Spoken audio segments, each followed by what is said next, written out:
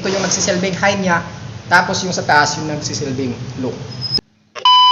Ito si Sniper 155 ABS version mga idol. So tingnan natin ngayong 2025 kung ano meron dito sa malupit na underbone na to. Sa sumikat na underbone mula noon hanggang sa ngayong 2025 na. So wala silang standard version dito, makuha na. So pumalit dito na dalawang piraso na ABS version na Sniper 155. So tara, tingnan natin yung kabuang specs, features at price ng motor na to.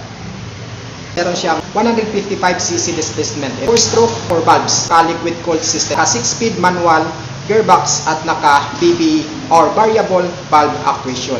Fuel injected, kaya nitong umabot ng 40 to 45 km fuel consumption per liter. Meron din itong max power output na or kaya nitong dumulok ng hanggang 70.7 horsepower. Meron itong maximum torque na umabot ng 14.4 Newton meter of torque. So goods din ito mga idol sa pang long ride kasi nga hindi ka basta-bastang mangangawit sa motor na to. So ang ganda ng sitting position niya. Pagdating sa head, ito patuloy siya, parang V, ayan. Sa taas, ganun din, naka V. Tapos itong dinagdag nila dito, naka V din siya mga idol. Tapos dito, ang ganda, naka allen bolt trims na siya. Naka-head niya talaga mga idol dito sa taas.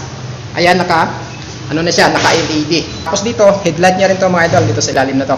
Bali, ito yung nagsisilbing high niya, tapos yung sa taas, yung nagsisilbing low. Dito nakalagay yung Sniper na pangalan ng motor. So ito naman yung logo ni Yamaha. Tapos meron siyang dito, bearing na butas na daanan ng hangin. So dito sa kabila, makikita natin yung decals niya, ganito lang, napakasimple, nakakulay white, yung liquid cooled niya. So yan yung isa sa engine specification ng motor na to. Tapos may lining siya na gray dito mga idol.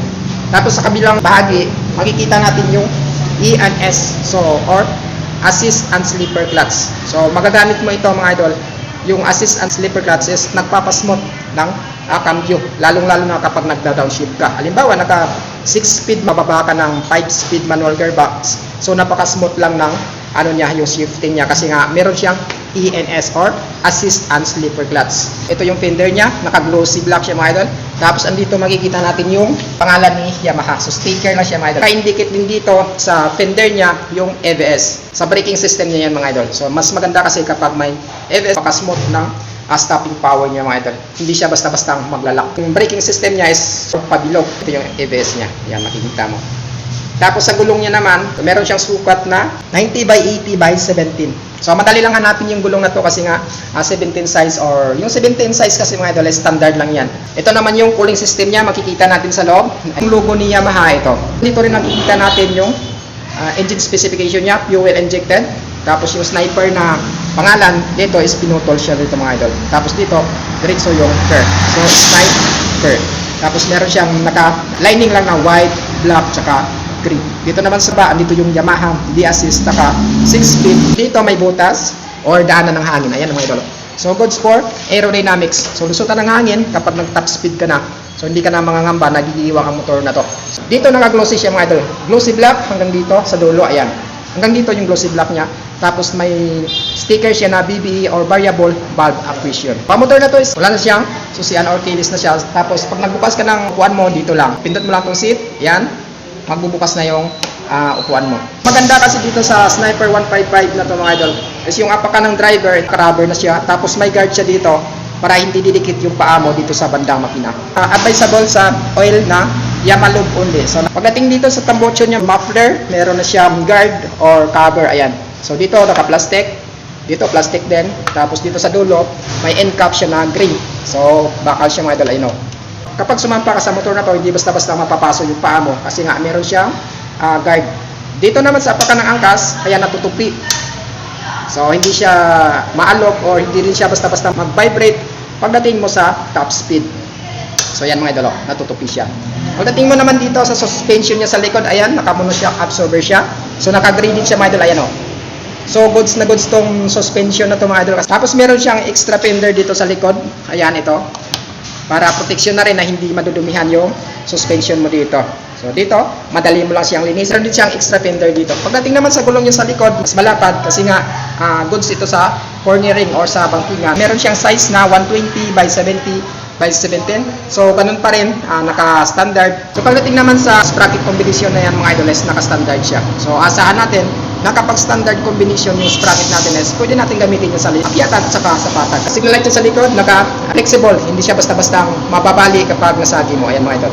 Tapos dito banda sa likod niya, ayan, banda dito, makikita natin yung pangalan ni 155R. Grab bar niya, ito napakaganda or napaka-smooth lang tingnan. Napaka-sporty kasi nga ito ay naka-glossy black siya. Ayan mga idol. Tapos dito sa upuan niya, ganda ng stitches niya mga idol. Yung tayo niya, ayan o, yung stitches na dito hanggang dito. Tapos paikot yung mga idol. So napakaganda ng stitches ng Sniper 155 na to.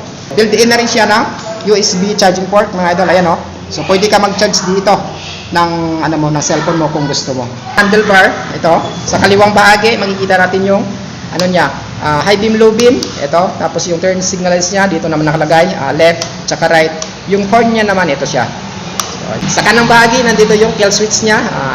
Ayan, patay, sindi, mga idol. Tapos yung, ito naman yung on-off niya. So, hazard, yan, hazard light niya, mga idol. Tapos pagdating dito is electric start. Wala siyang backup na kickstart. Pagdating naman sa meter panel niya, ito fully digital na siya. Very friendly lang ang yung meter panel niya kapag tiningnan mo. So meron siyang adjustment dito kung gusto mong iset dito mga idol. So lahat ng indicator na gusto mong makita, nandito na sa meter panel na to. So ngayong January 2025, ito yung pinaka-updated price ni Sniper 155 EVS version. Yung SRP niya is 143,100 pesos. Tapos yung down payment niya naman is 12,000 pesos kapag kinuha nyo na installment. Sa 1 year, 14,070 pesos. Tapos sa 2 years, 8,225 pesos yung hulugan mo. Tapos sa 3 years is 6,315. So meron siyang rebates na 200 pesos kapag active ka magbayad. So kung naghahanap ka ng Sniper 155 mga idol na ABS version, available yan dito sa Yamaha Premium Kalilangan, Bukidnon brand. So, bumisita na kayo dito kasi meron ditong available na 2 piraso na Sniper 155 EVS version. So, hanggang dito na lang tayo mga idol. Huwag kalimutang mag-like sa video natin at mag-subscribe dito sa YouTube channel ko. Like at follow na din ako sa pinakabagong FB page natin. So, ride safe at ingat palagi.